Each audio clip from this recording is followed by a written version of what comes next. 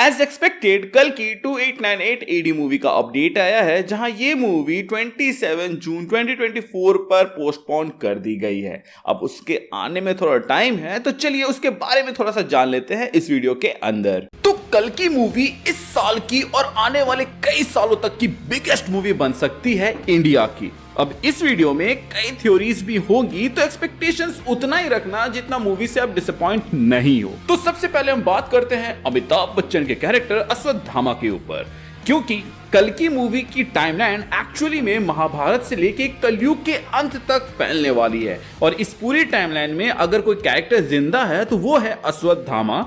अब जिनको नहीं पता उनको मैं बता दूं कि अश्वत्थामा गुरु द्रोणाचार्य के बेटे हैं, जिसे भगवान शिव का अवतार भी बोला जाता है। और कल्कि के दोनों टीजर में हम भगवान शिव के कई सारे रेफरेंसेस और हिंट्स देखते हैं। अब अश्वत्थामा ने महाभारत में कई ऐसे काम किए थे जो कि कोई भी योद्धा नहीं करता, और इसी के वजह से श्री कृष्ण जी ने उनके माथे से मणि ले लिया था और उन्हें श्राप दिया था कि वो कलयुग के अंत तक जिंदा रहेंगे और इस जीवन में उन्हें घाव मिलेंगे जो कभी नहीं भरने वाले, और वो मौत को तड़पेगा बट उससे वो मिलेगा नहीं। अब कलयुग के अंत के लिए हमारे पास भविष्य पुराण या कल्कि पुराण है, जिससे ये मूवी इंस्पायर्ड होने वाली है। अब मैंने यहाँ पर इंस्पायर्ड इसलिए बोला क्योंकि जो चीज अभी बना ही नहीं है उससे अडेप्ट नहीं किया जा सकता। तो यहाँ पर आदि पुरुष से अलग जाकर कल्कि के मेकर्स के पास क्रिएटिव लिबर्टी बहुत ज्यादा है, जहां वो स्कल्पचर्स और इमेजिनेशन को मिक्स करके मूवी बना सकते हैं। तो अश्वत्थामा उस मंदिर में शिवलिंग के पास वेट कर रहा है 10 अवतार के जन्म लेने का, ताकि कलयुग का अंत हो सके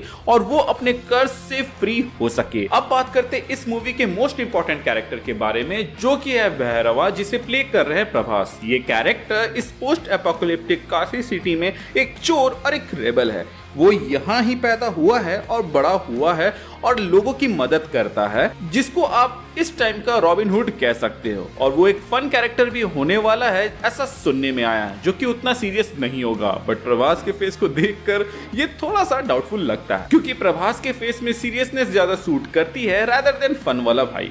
बट अभी तक ये कंफर्म नहीं है कि भैरवा ही आगे जाके कल्कि बनेगा या नहीं। बट भैरवा शिव जी के एक और अवतार का नाम है, तो कहानी और इंटरेस्टिंग बन जाएगी अगर प्रभास का कैरेक्टर ही वो कल्कि अवतार हो। इसके बाद हम बात करते हैं कमल हसन के कैरेक्टर कली की, जो इस काशी सिटी का डिक्टेटर है। वो लोगों को दबा कर रखता है और उसकी अगेंस्ट कोई भी जाए तो उसको वो खत्म कर देता है। और यहाँ पर जो रिटेलिएशन ग्रुप बनी है वो है रेबल्स, जो कि उनके सामने कुछ भी नहीं है। अब कली के पास एक मशीन है ट्रायंगल शेप में, जिसमें हम देखते हैं कि वो प्रेग्नेंट औरतों को रख रहा है, और उसके इस प्रोजेक्ट का नाम ही प्रोजेक्ट के है। एंड यहीं से सारी शुरू होती है, जहां से हमें यह पता चलता है कि असल में वो लोग क्या कर रहे हैं। तो हम देख सकते हैं कि दीपिका कई सारी औरतों के साथ खड़ी है, तो असल में कली ने इन सब को किडनैप किया है। और थ्योरी कुछ इस तरह है कि कली को इमॉर्टिलिटी चाहिए, पर वो बुढ़ा होता जा रहा है और उसकी बॉडी धीरे धीरे कमजोर होते जा रही है।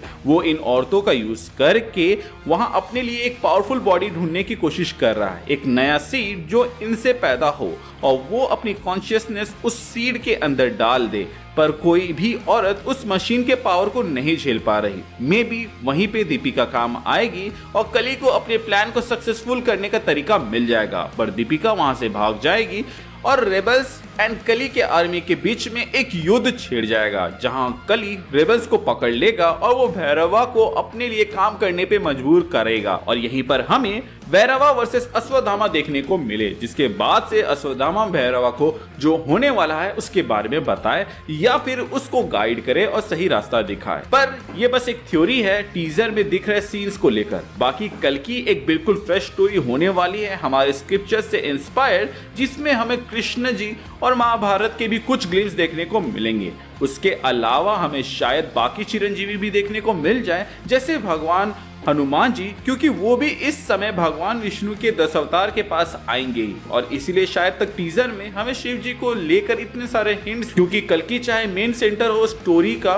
पर सारथी की जरूरत उन्हें भी चाहिए होगी, और वही आएंगे शिव जी के अवतार। तो ये एक ग्रैंड मूवी हो सकती है अगर अच्छी तरीके से इन लोगों ने बनाया हो तो, क्योंकि ये किसी स्क्रिप्चर को अडेप्ट नहीं करती है, इसीलिए इनके पास क्रिएटिविटी फ्रीडम बहुत ज्यादा है और इन पे सवाल भी नहीं उठाया जाएगा अनटिल एंड अनलेस वो किसी भगवान को डिसरेस्पेक्ट ना करते।